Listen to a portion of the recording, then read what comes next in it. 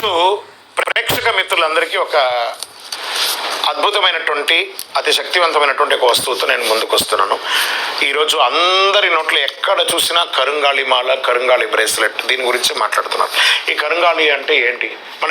మనం దసరాలో విషయం చెప్పాం కదా, పాండవులందరూ కూడాను వారు వనవాసానికి వెళ్ళేటప్పుడు ఆ జమ్మి చెట్టు కిందనే వారి యొక్క ఆభరణాలు, వస్త్రాలన్నీ పెట్టి వెళ్ళారట. అది కాపాడుతుంది, దాని పవర్ అంతా కూడా అందులోనే ఉంటుంది.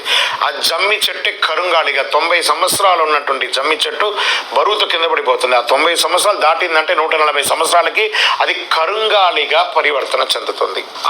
మనం అరటి బోధ చూసారా, మిడిల్ ఆఫ్ ద స్టెమ్స్ ఉంటుంది చూసారా, దాన్ని కట్ చేసి మనం తింటే కిడ్నీ ప్రాబ్లం అంతా తిరుగుతుంటారు. అలాగే ఈ యొక్క జమ్మి చెట్టు యొక్క మొదల లోపల ఉన్నటువంటి కాండమే ఇలా నలుపుగా మారి కరుంగాళిగా మారుతుంది.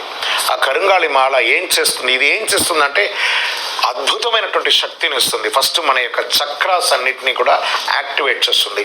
మన నరాల్లో ఉన్నటువంటి బ్లాక్స్ అంతా కూడా క్లియర్ చేస్తుంది. ఫస్ట్ ఆరోగ్యవంతంగా, అన్ని రకాలైనటువంటి ఆరోగ్యవంతంగా క్లియర్ అవుతుంది. అంగారకుని యొక్క అధిపతిగా ఉంటుంది.